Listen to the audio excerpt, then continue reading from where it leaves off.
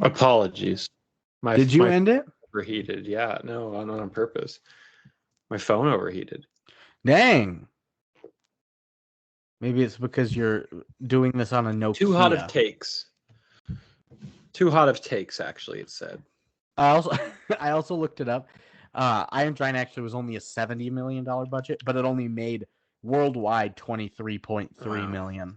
So probably, but again, one of the rare, I feel like, had a lot of VHS success. Correct. And this movie, this is a Winnie with... Definitely. And this made fucking bonkers in DVD. And I'm surprised there's never been a rumblings of Ratatouille 2. Yeah. But, I mean, that's probably got to be Birds, baby, by now. Yeah, probably. How about taglines? I got 3. Anyone can cook. No. Fuck. Give me one. I like all 3 of them, actually. The first one, dinner is served. Summer 2007. Dinner is served. Okay. Great year for movies. Next, he's dying to become a chef. What? He's dying? Yeah. Like he's putting his life on the line. He doesn't die. No, he doesn't. Spoilers, but he's putting his life on the line. He's like a ghost chef. Ghost rat. That might be too many layers. Ghost-a-tooey. There's a rat in the kitchen. Oh no, I need a ghost. What? We need the exorcist. Exorcist for the ghost rat. It's pretty good.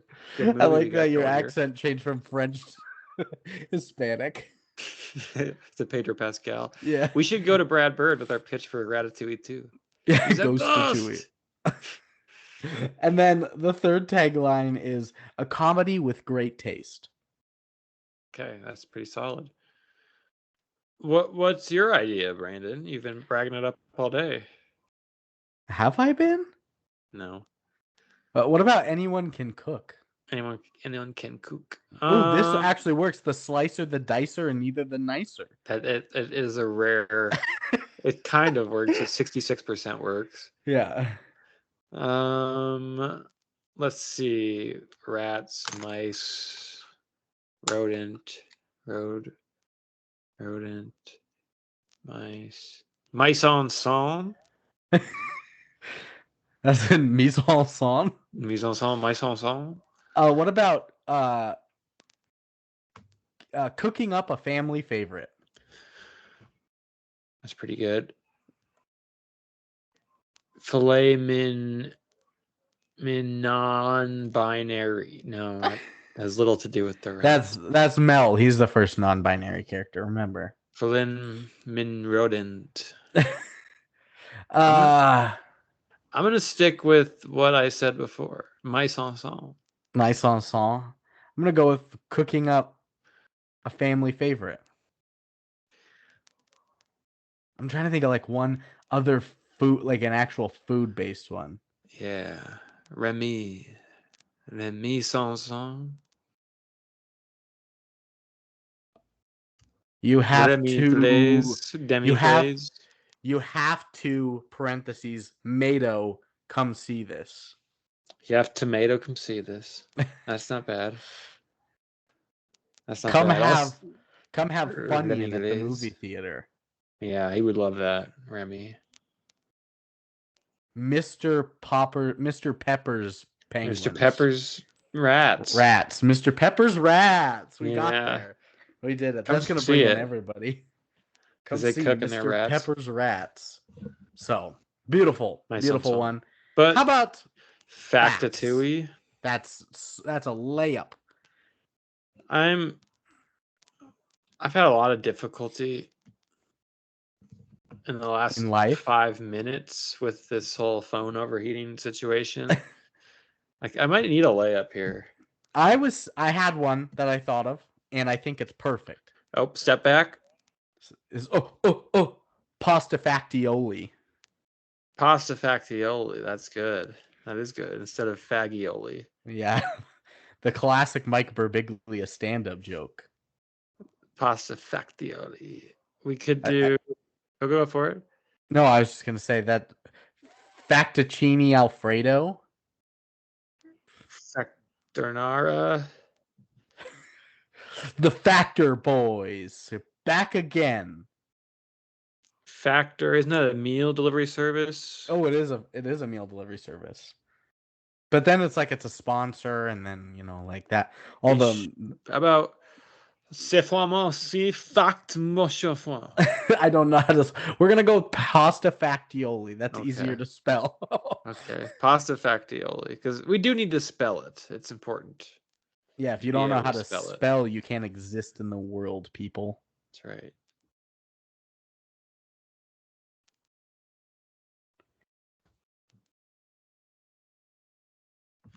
This has got a lot of facts in it. It's got a lot of facts in it. I got 12. First, pet rats were kept at the studio in the hallway for more than a year so that the animators could study the movement of their fur, noses, ears, paws, and tails for the animation. Okay, now pets are experimental guys. You wonder. What are you talking about? You wonder if they were pets or experimental. Oh, guys. I see what you're saying. Yeah. Yeah. Japan has a statue dedicated to lab mice and lab rats that get tested on. Good. It's beautiful. Did you know 700 billion land animals every year are killed for human consumption? This is the third time on the podcast. That does not include fish either. Does it include bugs? No. Damn. These are like humanly raised. This also doesn't like elk and stuff. Is not included. Wait, you said elk wasn't included? No. So unless it's like raised elk. It's not, but not like wild game, fish, or bugs. It's just raised to be killed land animals. Damn. Shit. Wow, that's crazy. Number two, to find out how to animate the scene where the head chef is wet, they dressed someone in a chef suit, put him in a swimming pool to see which parts of the clothing stuck to his body and which parts you could see through. That's good old-fashioned science filmmaking. Yeah. Yeah, that's great. They rejected the null hypothesis, and they did their data analysis. Frog. Made sure there was a p-value, standard deviation. Here's to you, standard deviation. Clink. Next, this debuted at number 1 on the U.S. charts with 47 million, the lowest for a Pixar movie since A Bug's Life. That's crazy shit. It did, however, break the record for the largest animated box office debut in France. I told you they loved it in France. But that means they love rats. Up to this point, every other one besides over 45 and Toy Story made over 47 million in the What about Toy Story? I don't know what they made. I just know that that's the first one and it's before A Bug's Life. So I don't know if it's included in here or not, but I will get it to you momentarily. Yeah, those are no wonder Disney purchased them for $7.4 billion. Yeah, they were going box office places. Alone, it almost makes it worth it. I know. Let alone the merchandising. Toy Story in its opening weekend, because it was their first film, only made 29 million. Oh wow! Only on a $30 million budget. Those fucks. Okay. Good fact. Next, Disney and Pixar planned to bring a French-produced Ratatouille branded wine to Costco stores. That was until the California Wine Institute complained, suggesting that a wine sporting cartoon characters would only encourage underage drinking. So I get it.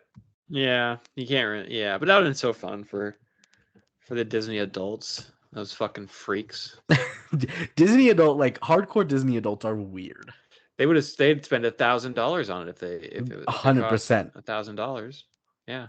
They spend $1,000 if it costs anywhere $1,000. I'm this tall if I'm 6'6", 5', 4.5. Next, chef and television personality Anthony Bourdain's favorite food-centric movie.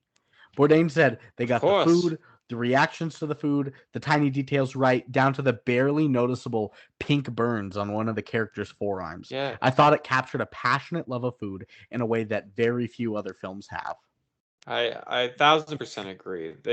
People keep trying to remake the kitchen drama because it is like a rife environment for fiery dialogue and explosive, action and stuff. Mm-hmm. I feel like Burnt, they tried to do that. The Menu, even to some extent, but Sure. Ratatouille already nailed it. Chef. We done Chef. Chef, of course. Yes. Next. Yes. The ratatouille dish prepared by Remy is actually an alternate variation called confit bialdi, adapted by the film consultant Thomas Keller. This variation differs much from the conventional ratatouille in terms of the preparation and method. The significant difference is that the vegetables are sliced thinly and baked instead of cooking them in a pot. Sure. It looks better. But, we'll talk about it later, I'm sure, but might be the best film title ever. It might be. I mean, Might be. Fucking nailed it. Yeah, it's like a triple entendre. Yeah. That's the film. Like, you come up with the title first, and then you build from there. It's incredible. Next, to create a realistic-looking compost pile, artists photographed and researched the way real produce rots. 15 different kinds of produce were left to rot, and then photographs such as apples, berries, bananas, mushrooms, oranges, broccoli, and lettuce. Once again, they're just doing their homework. They're not letting the little things slip away. It seems like they spent a lot of time in real kitchens around real vegetables and rats, I guess, to see how to capture these things. Yep. 5 more. Brad Bird cast Patton Oswalt in the main role after hearing his stand-up routine about the menu at a Black Angus steakhouse. He must have known his food. I think Patton is pretty a foodie, high society. Likes to think of himself in that ilk. I've also brought up many times. He's the narrator of Penguin Town on Netflix. Go watch Penguin Town. It's got the best theme song. His wife die, but also solve some crazy ass murder. I have no clue. This sounds awesome though. I'm gonna research Patton Oswalt when we're done. She died, Brandon. That's not awesome. Oh yeah, that's right. Shit. But yeah, she is a pretty badass. Rest in peace, Whoopi. Next. I think she wrote a book and solved a murder. Go ahead. Worried that the general public wouldn't know how to pronounce the title, Disney Pixar had it spelled phonetically on all of the posters and trailers. I remember that, yeah. Smart move. Not a goddamn soul knows what that means anymore, spelling something phonetically. No, right? There's no point in putting that in there either now. You have to put a little bubble. Third to last, penultimate. Walt Disney Pixar was reluctant to push this movie as a nominee for Best Picture at the 2008 Academy Awards, fearing that members might then overlook it in the Best Animated Feature category, where it was deemed a lock. Instead, they concentrated on ensuring it won in the animated category. That seems like some backwards thinking. Nowadays, right? Like, if it's nominated for Best Picture, isn't it like, oh shit, that's got to be the lock there then? Yeah, and I mean, I looked up the other ones it ran against that year. It was Surf's Up and Persepolis. Yeah, what Persepolis. It was a lock. What walks backwards into there? Surf's Up. Let's see what was Best Picture. I mean, it's such a good year. It's Atonement, Juno, Michael Clayton, No Country for Old Men, and There Will Be Blood. I think it could have knocked out Atonement and made it in. Potentially, it is like the most famously loaded year of all time. Yeah. Well, there's Zodiac is 2007. Yeah. Gotcha. Gone Baby Gone was 2007. It was a good year. Penultimate is that this is IMDb Top 50 number 210. Wow. Do you think it was going to be lower, higher, not on the list at all? I didn't think it was going to be on the list. That's good. And I'm going to look what's right around it as per usual. Oh, I saw Klaus. The animated movie Klaus is higher than it. Fuck that. Oh, it's moved up to 209. Right above it, starting at 200 is 199 Mad Max Fury Road. 200 is Monsters, Inc. Then you've got, let's see, Wild Strawberries. You've got Jaws. You've got How to Train Your Dragon. Mr. Smith Goes to Washington, and then you've got this. And then right after it, Ford versus Ferrari, Tokyo Story, The Big Lebowski, The Seventh Seal, Room, Rocky, Logan, Spotlight, Hotel Rwanda, Platoon, The Terminator. These are all great. Before Sunset. Some all-time great movies, some even better movies. Mad Max Fury Road, of course, in there. Yeah. What is the best before, you think? Because that's still a trilogy I've yet to watch. Yeah, they're all 5-star movies. With that in mind, I think it's Sunset. Okay. And then my last one is nominations. And there's a shit ton on here. I'm only picking the biggest ones. Of course. Obviously, we already said it was nominated for Best Animated Feature and won at the Oscars. Other nominations at the Oscars: Best Writing Original Screenplay, Best Original Score, Best Achievement in Sound Mixing, and Best Achievement in Sound Editing. That's a lot for not campaigning for the real awards. Also, sound animation usually never gets in there. That's wild. That is wild. The BAFTAs it won Best Animated Film. The Annie Awards. The Annie Awards it won everything. Goodness gracious! I'm not going to look at that. The Annie. I'm just trying to find Critics' Choice Awards winner. That makes sense. Golden Globes winner, Golden Schmoes winner for Best Animated Movie of the Year. The Golden Schmoes confuse me because it does both best and worst. The Grammys, it must be like a 6-hour-long broadcast. Yeah, probably. The Grammys it won for Best Score for a Motion Picture, Television, or Other Visual Medium. Yeah, those are some of the big ones. I'm sure SAG might be in here. It's wildly lauded. I think appropriately so. It's one of the greatest animated films of the 21st century. Kids' Choice, MTV Movie, kids, adults, French alike. PGA, People's Choice. It didn't win at the People's Choice Awards for favorite family movie. People are so dumb. And then the last little thing that I have in here is that this, as of 2013, Ratatouille is tied with Up and Toy Story 3 for the second most Oscar nominations for an animated film with 5, just behind Beauty and the Beast and WALL-E with 6. Okay, and Beauty and the Beast was nominated for Best Picture, so that's high company. And WALL-E probably could have. Toy Story was. Up was. Ratatouille probably could have been. Yeah. So, especially if there were 10 nominees in the years for Ratatouille and WALL-E. Definitely. Yeah. So, that is ending our Pasta Factioli.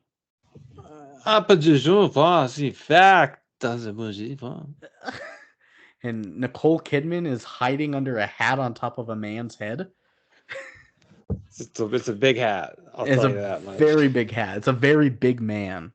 It's a very big man. Even still, even though it is, and it is the mountain from Game of Thrones, it's ridiculous looking.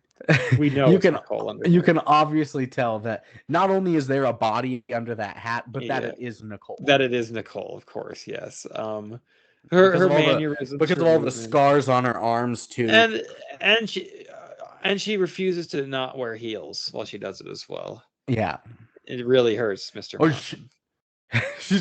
she has to wear heels, but that's the only thing she's wearing. And then that's how you know this is unsanitary, Nicole. Well, she doesn't have to touch as long as the mountain's top of his head doesn't interact with the food. I think they can pull it off. They look ridiculous, though. They look ridiculous, but they pull it off so much. They're such a good cooking duo. And in the end, they fall in love. Oh my god. It's Ratatouille 2. Ratatouille 3, sorry. Ratatouille 2 is Ghost-a-Tooie. Ghost-a-Tooie! And then we have the mountain and Nicole Kidman. That's just Ratatouille 3 : the mountain and Nicole Kidman. And Nicole Kidman. Okay, that's beautiful. We've got a franchise planned out. A whole franchise, a trilogy. Will it be more successful? Ratatouille 1, Ghost-a-Tooie, or Nicole Kidman in the mountain. And honestly, that's perfect because we know we've done writer's block. We know how to make a movie.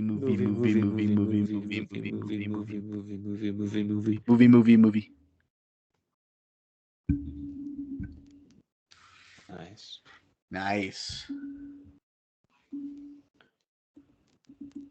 Anyone can see. Ratatouille.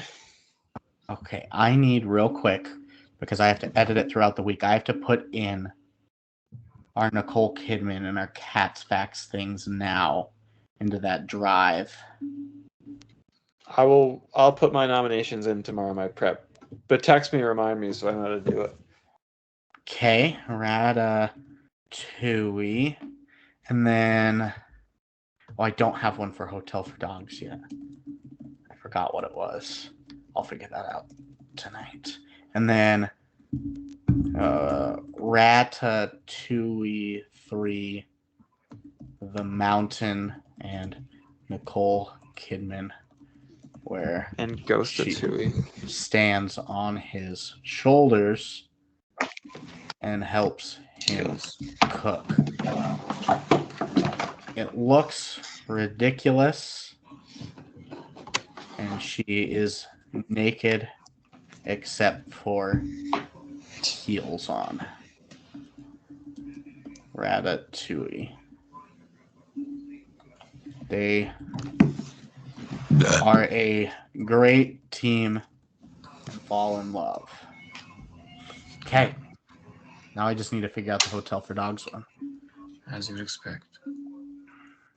Cool. Are you good for tomorrow then? I'm good for tomorrow. We'll pick out a time. Okay. Hope I you get feel off at better. 6. Thanks. Oh, also, I was looking at the schedule real quick. I texted Kelly of what her preferred day for Space Jam 2 is. Come on. For basketball month. Yeah. So I think we're going to do Space Jam: A New Legacy first. Then we're going to do Juana Man. Okay. Then we're going to do the minis.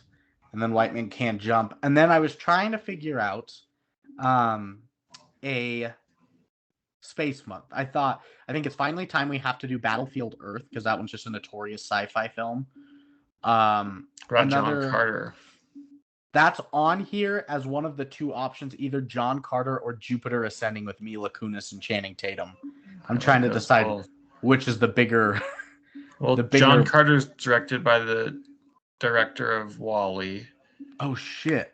And Jupiter Ascending's the Wachowskis, the Matrix girls. Shit. Yep, that's right. I knew that. And then I put in another David Dakota film from. Fuck yeah! From Bigfoot versus DB Cooper and a Talking Cat called The Journey Absolution. And then thought potentially WALL-E for the space film. I have a question mark. And then your birthday episode is the last one of the season. Do you have an idea yet? No, I'll probably pick something offensively long. Okay. In July, I'll probably have several. There's 5 episodes in it. And there'll be 1, 2, 3...